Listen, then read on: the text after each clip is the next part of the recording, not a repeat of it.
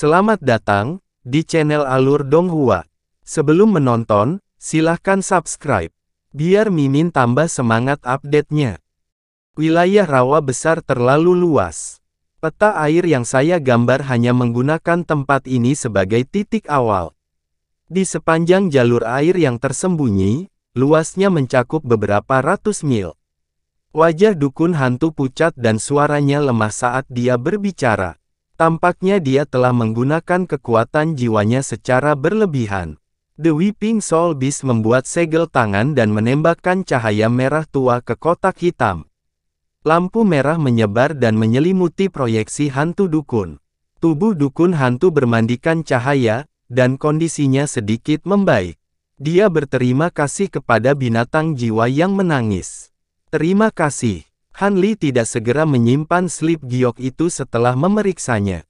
Sebaliknya, dia mendongak, dan cahaya ungu muncul di matanya saat dia menyelidiki mata air kuning besar. Dengan bantuan mata ajaib neraka ke-9, angin puyuh yang tak terlihat semuanya terungkap kepada Han Li. Semakin dekat mereka ke pantai, semakin kecil angin puyuhnya. Semakin dekat mereka ke tengah danau, semakin kuat angin puyuhnya. Ketika mereka mencapai awan darah, mereka menyapu kabut di atas danau dan ki di langit. Itu adalah kekacauan yang kacau balau. Seperti yang dikatakan dukun hantu, sebaran angin puyuh sangat kacau, dan tidak ada pola sama sekali. Tetapi pada saat yang sama, tidak ada cara untuk menemukan jalur air yang disebutkan oleh dukun hantu. Rekan dukun hantu Daois, distribusi angin puyuh sepertinya berbeda dengan peta air yang kamu gambar, kan? Han Li bertanya dengan cemberut. Sebaran angin puyuh kacau dan terus berubah. Peta air yang saya gambar adalah peta air saat jalur air muncul. Jadi kita tidak harus langsung mengikuti map tersebut. Sebaliknya, kita harus menunggu perubahan air bertepatan dengan peta air. Ketika itu terjadi, jalur air akan muncul secara alami, jelas dukun hantu. Tunggu, berapa lama kita harus menunggu? Han Li bertanya. Angin puyuh di atas mata air kuning besar tidak dapat diprediksi. Kita tidak dapat menangkapnya secara akurat tanpa pengamatan jangka panjang. Tapi kalau dilihat dari situasi awan darah di tengah danau, seharusnya tidak terlalu lama. Pasti akan muncul dalam 1 bulan atau 1 tahun, kata dukun hantu. Han Li memandangi awan darah di mata air kuning besar dan merenung dalam waktu lama. Kalau begitu, mari kita tunggu. Han Li dan yang lainnya untuk sementara tinggal di bangunan kastil batu di tepi danau Great Marsh. Mereka menunggu lebih dari setengah tahun. Pada hari ini, angin di atas mata air kuning besar menderu-deru. Angin puyuh besar yang semula hanya bercokol di tengah danau kini telah menyebar ke hampir seluruh danau, dan hanya berjarak beberapa puluh mil dari tepi danau. Waktunya telah tiba, sekarang. Haha, sang penyihir hantu tertawa keras. Sekarang, apakah kamu bercanda? Situasi saat ini jelas jauh lebih buruk dari sebelumnya, kata si Chuan Kong terkejut. Kerumunan lainnya juga tampak gugup dan khawatir. Kamu mungkin tidak mengetahui hal ini, tetapi gerbang kehidupan tersembunyi di dalam gerbang kematian. Awalnya, angin puyuh positif dan negatif berukuran kecil dan padat. Lorong itu muncul di tengah-tengah, penyihir hantu menjelaskan. Cahaya ungu berkedip di mata Han Li. Dia dengan hati-hati memeriksa danau dan menemukan bahwa distribusi angin puyuh di danau pada dasarnya sama dengan peta air yang digambar oleh Ghost Sorcerer. Kita memang bisa melihat pintu masuk jalur air yang disebutkan Tuan Dukun Hantu sebelumnya. Seharusnya benar, kata Han Li. Rekan-rekan Daois, jangan menunda-nunda dan segera berangkat. Ada terlalu banyak variabel di Great Pond of Underworld. Situasi ini paling lama hanya bisa berlangsung beberapa jam. Kita tidak bisa menundanya, kata penyihir hantu. Jiwa menangis dan aku akan membawa Tuan Dukun Hantu menyeberangi air. Kalian semua akan tinggal di harta karun surga gua. Saat kita tiba, kita akan bergerak bersama, kata Han Li. Tidak ada yang keberatan dengan hal ini dan mengangguk setuju. Han Li melambaikan tangannya dan cahaya perak menyala di depannya. Gerbang cahaya perak segera muncul. Jin Tong adalah orang yang paling akrab dengan gua surga cabang bunga. Dia melangkah masuk seolah-olah dia akan kembali ke rumah. Si Chuan Kong mengukurnya sejenak sebelum masuk juga. Violet Spirit berjalan ke pintu dan menoleh untuk melihat Han Li, memperingatkannya, hati-hati. Han Li tersenyum dan mengangguk. Setelah mereka memasuki gua surga cabang bunga, Han Li segera menutup gerbang cahaya perak dan berkata kepada jiwa menangis, ayo pergi juga. Aku akan mengemudikan perahu dengan hati-hati saat kamu mengamati sekeliling dengan teknik rahasia jiwamu. Awasi dukun hantu. Bunuh dia segera jika dia melakukan sesuatu yang tidak biasa. Tapi jangan khawatir, aku punya cara untuk mengeluarkanmu dari sini. Han Li mengirimkan transmisi suara ke Weeping Soul saat dia berbicara. Setelah maju ke puncak tahap menengah alam Zenith Heaven, Han Li jauh lebih percaya diri sekarang. Baiklah, aku akan berhati-hati, jawab jiwa menangis. Begitu mereka selesai berbicara, keduanya melompat dan terbang ke tepi kolam besar dunia bawah. Han Li melambaikan tangannya di udara, dan perahu bambu biru kecil yang dibuat dengan rumit muncul di tengah kilatan cahaya biru sebelum turun menuju danau. Itu masih seringan bulu. Setelah masuk ke dalam air, perahu hanya menelan sedikit air sebelum mengapung dengan mantap di permukaan air. Bahkan riak yang ditimbulkannya sangatlah kecil. Han Li melompat lebih dulu, mengetukkan ujung kakinya, dan turun ke perahu bambu. Weeping Soul mengikuti di belakang Han Li. Rekan dukun hantu, saatnya berangkat. Beritahu saya tepat waktu jika terjadi sesuatu di sepanjang jalan, kata Han Li sambil membungkuk dan meletakkan kotak hitam di haluan kapal. Sehelai asap hijau keluar dari kotak dan mengembun menjadi penampakan Ghost Shaman. Dia berkata sambil tersenyum, teman Han, jangan khawatir. Kita benar-benar berada di situasi yang sama sekarang, dan hidup kita saling berhubungan. Bagaimana mungkin aku tidak melakukan yang terbaik? Han Li mengangguk dan segera menjentikkan lengan bajunya. Hembusan angin kencang menyapu, dan perahu bambu itu melesat seperti anak panah. Perahu bambu itu sangat cepat. Sepertinya ia sama sekali tidak berlayar di atas air saat ia bergerak di permukaan danau.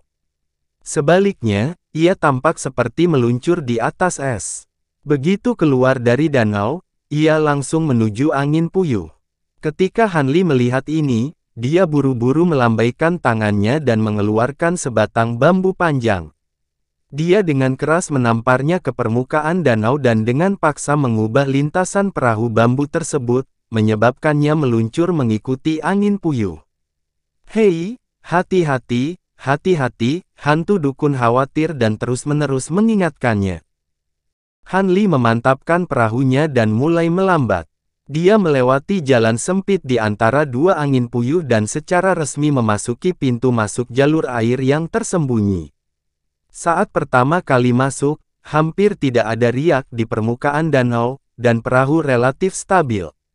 Namun, semakin dalam mereka pergi, semakin kuat angin puyuh di sepanjang perjalanan. Meski perahu bambu tidak terbalik, namun menjadi sangat sulit dikendalikan. Han Li hanya bisa fokus mengendalikan perahu. Seringkali, dia membutuhkan dukun hantu untuk menentukan arah. Ke kiri, putar angin puyuh besar itu, dan kamu akan melihat dinding awan di belakang, teriak dukun hantu keras.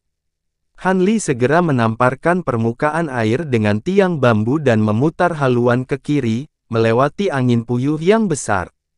Setelah sampai ke sisi lain, mata Han Li sedikit berkedip. Dia melihat dinding awan merah besar di depannya, benar-benar menghalangi jalan ke depan. Dia buru-buru menancapkan batang bambu itu ke dalam air untuk menghentikan perahu bambu itu melaju ke depan. Apa yang sedang terjadi? Han Li bertanya. Melihat ini, mata Ghost Shaman dipenuhi dengan keterkejutan dan ketidakpercayaan. Melihat ini, Han Li sedikit mengernyit. Tidak mungkin, jelas ada celah di sini, hantu dukun tampak kesal dan ragu-ragu. Weeping Soul berdiri di belakang, menatap Ghost Shaman dengan ekspresi tidak ramah. Han Li juga menatapnya sejenak. Melihat ekspresinya yang tidak terlihat berpura-pura, mau tak mau dia memiliki sedikit keraguan di matanya. Apakah perkiraannya salah? Atau ada sesuatu yang terjadi? Saat ini, matanya tiba-tiba berbalik, dan warna ungu di matanya bersinar. Dia melihat ke dinding awan darah di depannya dengan kekuatan magis mata rohnya, dan dia tidak bisa menahan diri untuk tidak berseru pelan. Ada apa, teman Han? Apakah kamu menemukan sesuatu? Hantu dukun bertanya dengan cepat. Saluran airnya masih ada, tapi terhalang awan yang keluar, kata Han Li. Mendengar ini, dukun hantu buru-buru melihat ke bawah dinding awan. Benar saja, meskipun ada awan darah yang mengembun di sana, ketebalan dan beratnya jauh lebih sedikit dibandingkan tempat lain. Pergi! Han Li berteriak pelan, dan dengan sapuan tiang panjang di tangannya, perahu bambu itu menabrak dinding awan darah. Han Li dan yang lainnya menabrak dinding awan bersama dengan perahu, dan pandangan mereka langsung berubah menjadi merah darah. Mereka tidak dapat melihat apapun dengan jelas, dan menjadi sangat sulit bagi mereka untuk bernapas. Namun setelah beberapa saat, Han Li hanya merasakan napasnya tiba-tiba menjadi lancar, dan bagian depannya tiba-tiba terbuka. Mereka melewati tembok tinggi lagi. Kami keluar, Ghost Shaman sangat gembira saat melihat ini. Han Li terlihat seperti biasa, dan dia melihat ke kedua sisi. Dia melihat dinding awan darah di kedua sisinya menjulang tinggi, bersiul dan berjatuhan tanpa henti. Itu adalah kumpulan angin puyuh positif dan negatif yang terhubung berdampingan, menarik awan di langit. Perjalanan dengan perahu seperti melewati ngarai dengan tebing yang tinggi, dan mereka harus selalu berhati-hati. Teman Han, kamu bisa bersantai untuk saat ini. Setelah memasuki jalan naga ini, aman. Setidaknya setengah perjalanan aman, kata dukun hantu sambil menghela nafas lega. Jalan naga, Han Li bingung. Aku hanya mengatakannya dengan santai demi keberuntungan, hehe, kata dukun hantu. Han Li mendengar ini, dan tidak lagi berkata apa-apa, dengan hati-hati mendayung perahu ke depan. Pada saat yang sama, di tengah rawa Netherworld, terdapat lingkaran melingkar yang dibentuk oleh angin puyuh positif dan negatif, memadatkan lingkaran dinding awan darah yang sangat tebal, mengisolasi area luas di tengahnya. Di kawasan ini, laut dan langit luas, tidak ada lagi angin puyuh. Di tengahnya terdapat pulau bundar berbentuk roda yang mengambang sendirian. Itu hanyalah sebuah pulau rawa besar, tapi ada 6 punggung bukit di atasnya, menyatu ke tengah pulau dari arah yang berbeda. Jika dilihat dari atas, itu tampak seperti jeruji roda. Itu seperti alam itu sendiri, dan auranya luar biasa. Sekilas, meski tidak ada tumbuh-tumbuhan yang tumbuh di seluruh pulau, namun tidak terkesan sepi, karena terdapat tangga batu, jalan pegunungan, dan beberapa paviliun sederhana tersebar di mana-mana di pulau itu. Sedangkan di tengah pulau terdapat aula batu megah yang terbuat dari bongkahan batu berwarna putih keabu-abuan. Di sekeliling aula batu terdapat sebuah persegi datar, namun ukuran dan bentuknya berbeda, dan semuanya dipenuhi asap. Di tengah hamparan kabut luas di depan pintu masuk utama istana, selain sejumlah besar tentara hantu yang bisa dilihat di mana-mana, ada 2 jenderal hantu yang sangat tinggi dan gagah yang memegang senjata di tangan mereka saat mereka berdiri di sana dengan angkuh. Meskipun salah satu dari mereka bertubuh manusia, ia memiliki kepala seekor banteng yang sangat besar dan buas. Tubuhnya ditutupi baju besi hitam tebal, dan tangannya memegang batang besi tempa yang diukir dengan tanda tengkorak hantu. Setengahnya berwarna merah tua, yang lainnya berwarna biru tua, dan sepertinya air dan api terlahir bersamaan.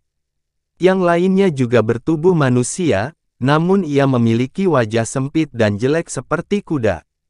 Dia mengenakan baju besi berat berwarna merah tua, dan dia memegang untaian rantai kristal berwarna merah di satu tangan dan cakar hantu menguliti berwarna putih mengerikan di tangan lainnya, dan sepertinya itu ternoda oleh noda darah berwarna hitam. Kedua orang ini berdiri tak bergerak di depan pintu masuk seperti dua patung, namun hal itu menyebabkan aula yang awalnya suram tampak lebih mengerikan, dan tampak seperti aula Raja Neraka di dunia bawah legenda. Tapi tidak ada plakat yang tergantung di ambang pintu masuk aula, dan kedua pintu besar itu tertutup rapat. Pada saat ini, ada ruang bawah tanah yang sangat besar yang berada sangat jauh di bawah istana. Api unggun menyala di mana-mana di dalam ruangan, dan menerangi setiap sudut ruangan. Di tengah ruang bawah tanah ada platform batu heksagonal yang kelilingnya sepanjang 3 km. Letaknya kurang dari 1 meter di atas tanah, dan benar-benar mulus seperti cermin, seolah-olah terbentuk secara alami. Di tengah platform ada kolam heksagonal yang tenggelam ke dalam, dan kolam itu berisi cairan berwarna merah tua. Tepat di atas kolam ada bola cahaya merah tua yang seperti untaian cahaya yang melingkari lapisan demi lapisan, dan sebuah roda heksagonal besar melayang di udara di tengahnya. Roda itu diukir dengan berbagai tanda jimat yang memancarkan gelombang fluktuasi aneh, dan bahkan memancarkan aura aneh yang sepertinya terhubung dengan langit dan bumi, menyebabkan seseorang merasa sangat kecil hanya dengan berdiri di depannya. Saat ini, di tepi kolam dan menghadap roda heksagonal berdiri seorang pria jangkung berjubah hitam. Dia mengenakan topi bambu di kepalanya, dan kerudung hitam digantung untuk menutupi wajahnya sepenuhnya. Namun, yang lebih aneh lagi adalah aura pria ini jelas tertahan dan tampak biasa saja, namun dia seperti gunung yang menjulang tinggi saat dia berdiri di sana, dan auranya yang mengesankan justru menekan roda heksagonal. Pria bertopi bambu itu mengangguk sedikit, kerudung hitamnya menempel di dadanya. Dia sepertinya sedang berpikir keras. Saat ini, suara langkah kaki terdengar dari jauh. Seorang wanita cantik berkulit putih dalam gaun hitam sedang memegang tangan seorang wanita cantik dalam gaun istana berwarna biru. Mereka melangkah ke platform batu dan berjalan perlahan. Wanita berpakaian hitam itu tidak lain adalah Jiao San. Dia sangat cantik, tapi wanita berpakaian istana bahkan lebih cantik darinya. Dia tidak lain adalah wanita yang dipanggil Rusuang oleh orang-orang di Aula Samsara. Jika Han Li ada di sini, dia tentu tidak akan setuju dengan ini. Ini karena, Rusuang, ini persis sama dengan Nangong Wan. Faktanya, dia memang Nangong Wan. Jiao San memegang tangannya dan merasakan kulitnya halus namun sedikit dingin. Sangat kontras dengan tangannya yang terbakar. Dibandingkan dengan panas di tangannya, Jiao San bahkan lebih bingung. Dia sedikit mengernyit dan ekspresinya serius. Dia tidak bisa menahan diri untuk tidak melirik Rusuang dari waktu ke waktu. Sejak dia tahu bahwa Rusuang adalah ibunya, Jiao San tidak bisa memandangnya seperti dulu. Namun, roh Rusuang tidak lengkap, jadi dia tidak memperhatikan pengamatannya. Dia dengan tenang mengikutinya ke tengah platform batu. Tuan Balai, Jiao San melepaskan tangan Rusuang dan membungkuk pada pria bertopi bambu. Rusuang melakukan hal yang sama. Masuklah, kata Master Aula Samsara sambil berbalik dan menatap mereka berdua. Mendengar ini, Jiao San memegang tangan Rusuang dan berjalan ke tepi kolam. Rusuang ragu-ragu sejenak dan menatap Jiao San. Jiao San tersenyum hangat padanya dan memberi isyarat agar dia berjalan ke kolam. Rusuang mengangkat ujung gaunnya dan berjalan selangkah demi selangkah menuju tengah kolam. Air di kolam itu tidak terlalu dalam. Ketika dia mencapai bagian tengah, itu hanya setinggi dadanya. Namun, saat dia berdiri diam dan hendak berbalik untuk melihat Jiao San, dia tiba-tiba merasa pusing. Tubuhnya jatuh ke belakang dan dia pingsan. Jiao San melihatnya terjatuh ke belakang dan mengapung di permukaan air. Dia tidak terlihat terkejut, seolah dia sudah mengetahuinya. Namun, masih ada keraguan di matanya. Master Aula, mengapa kamu memintaku untuk membawa ibuku ke sini? Mengapa ibu saya tidak mengingat saya dan tidak mengetahui bahwa kami adalah ibu dan anak? Jiao San mengerutkan kening dan mau tidak mau bertanya. Ibumu tidak mengingatmu karena dia sudah bereinkarnasi 1 kali. Tentu saja, dia tidak mengingatmu, kata guru balai samsara. Apa yang kamu maksud dengan bereinkarnasi sekali? Jiao San bertanya. Maksudku adalah, dia adalah ibu kandungmu di kehidupan sebelumnya. Namanya adalah Ganru Suang. Dalam kehidupan ini, nama belakangnya adalah Nangong dan namanya Wan. Jika Anda ingin dia mengingat Anda harus membantunya mendapatkan kembali ingatannya tentang kehidupan sebelumnya, kata guru balai samsara perlahan setelah hening beberapa saat. Ketika Jiao San mendengar nama Nangong Wan, dia merasa nama itu enak didengar. Namun, dia tidak terlalu memperhatikannya. Dia bertanya, Ganru Suang, nama saya Gan Jiaoshen. Apakah saya mengikuti nama belakang ibu saya? Pertanyaan yang tak terhitung jumlahnya muncul di benaknya. Mengapa ibunya meninggal di kehidupan sebelumnya? Di mana ayahnya? Apakah ibunya, yang pernah bereinkarnasi 1 kali, masih tetap ibunya? Pada akhirnya, dia hanya bisa menanyakan satu pertanyaan, mengapa saya tidak dapat mengingat ibu saya? Hari kematian ibumu di kehidupan sebelumnya adalah hari kelahiranmu. Anda hanya melihatnya sekali ketika Anda lahir. Bagaimana Anda bisa mengingatnya? Kata guru balai samsara. Apakah ibuku meninggal karena aku? Jiao San merasakan hawa dingin merambat di punggungnya. Tidak, kata guru balai samsara dengan tegas. Tapi ibuku, Jiaoshen, kamu terlalu banyak bertanya. Mari kita tunggu sampai ingatannya kembali, kata guru balai samsara dengan dingin, memotongnya. Mendengar ini, Jiao San terdiam. Dia berdiri di samping dan menatap sosok di kolam. Master Aula Samsara meletakkan kedua tangannya di depannya dan mulai melantunkan mantra. Dia mulai membentuk segel Dharma. Jubahnya berkibar tanpa angin dan tubuhnya beriak dengan hukum Dharma merah tua. Dia menunjuk ke roulet heksagonal di langit dan seberkas cahaya merah menghantam roulet tersebut. Lingkaran merah yang mengelilingi Nangong Wan juga didorong oleh gaya berputar, dan lampu merah lurus bersinar dari atas, menyelimuti tubuhnya. Nangong Wan, yang berada di lampu merah, sedikit mengernyit. Matanya berputar ke depan dan ke belakang, seolah-olah dia telah jatuh ke dalam mimpi yang intens.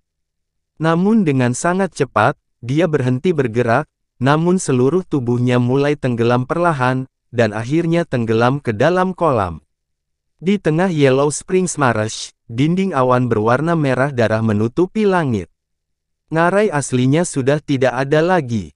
Han Li dan yang lainnya merasa seperti sedang melintasi sebuah gua di lembah. Bahkan langit di atas mereka terjalin dengan awan berwarna merah darah. Setelah kita keluar dari area ini, kita tidak akan jauh dari pusat danau, kata penyihir hantu. Han Li mengangguk tapi tidak menjawab. Perjalanan mereka lancar. Mereka hampir 2 kali tersapu oleh angin puyuh positif dan negatif, namun mereka selamat. Ini menunjukkan bahwa tidak ada masalah dengan jalur air tersembunyi yang disebutkan oleh penyihir hantu. Sekitar 1 jam kemudian, perahu bambu itu terbang keluar dari pusaran angin puyuh. Area perairan di depan mereka tiba-tiba terbuka. Dalam radius hampir 1000 mil, tidak hanya awan berwarna merah darah yang tidak terlihat, bahkan angin puyuh pun hilang. Aneh, kenapa ada Cam Belt di sini? Penyihir hantu bertanya dengan heran. Bukankah bagus kalau tidak ada angin? Jiwa yang menangis bertanya. Belum tentu. Munculnya Cam Belt di sini berarti telah terjadi perubahan jalur yang kita prediksi. Jika di sini tidak ada angin, jalur air yang bisa kita lewati mungkin tidak akan sepi. Jika jalur aslinya terhalang, kita akan terjebak di kolam besar ini. Han Li menggelengkan kepalanya. Pada saat ini, ekspresinya tiba-tiba berubah sedikit. Dia mengalihkan pandangannya ke Blood Cloud Wall di sisi lain. Dia melihat Cloud Wall yang awalnya relatif diam tiba-tiba bergerak dan melonjak menuju Campbell. Setelah itu, bayangan yang sangat besar muncul di balik Cloud Wall. Ini adalah ekspresi si penyihir hantu berubah, dan dia bergumam. Pikiran ilahi jiwa yang menangis bergerak, tetapi pandangan aneh muncul di matanya. Saat tembok awan darah bergejolak, seekor binatang hitam besar yang tampak seperti kura-kura buaya terbang mendekati permukaan danau pada ketinggian rendah. Han Li mengerutkan kening dan melihatnya. Ada 4 sirip binatang besar yang tampak seperti kipas daun katail di bawah tubuhnya. Saat mereka mengepak ke atas dan ke bawah, lapisan angin puyuh hitam bertiup, membentuk aliran udara khusus antara tubuh besarnya dan permukaan kolam besar, mengangkat tubuhnya ke udara. Binatang macam apa ini? Tidak terpengaruh oleh angin puyuh positif dan negatif. Jiwa yang menangis bertanya, mustahil. Nether Turtle sudah punah ratusan ribu tahun. Bagaimana bisa muncul kembali? Kata penyihir hantu dengan wajah terkejut. Ada orang di dalamnya, kata Han Li dengan tatapan terfokus. Penyihir hantu dan jiwa yang menangis mendengar ini dan buru-buru melihat ke arah itu. Mereka melihat 7 atau 8 sosok berdiri di punggung kura-kura raksasa itu. Orang yang memimpin itu sangat tinggi dan mengenakan jubah abu-abu. Di dalam jubah itu ada kerangka putih yang sehalus batu giok. Ada lapisan aliran udara putih yang samar-samar terlihat di sekitar tubuhnya, dan seluruh tubuhnya memancarkan aura yang kuat. Tepat di belakang kerangka putih itu ada seorang pria tanpa kepala yang tingginya 10 meter. Seluruh tubuhnya berwarna merah darah, dan matanya adalah putingnya. Dia memegang kapak raksasa berwarna darah di satu tangan, itu adalah Sueli. Ada beberapa orang yang berdiri di belakang Sueli, di antara mereka adalah pemimpin tentara hantu yang memimpin para hantu mengejar Han Li dan yang lainnya, Yin Luo. Ketika Han Li melihat mereka, orang-orang ini juga memperhatikan Han Li. Cahaya tajam melintas di mata Sueli. Dengan lompatan, dia terbang tinggi ke langit. Kapak besar di tangannya berputar dan menebas ke arah kepala Han Li.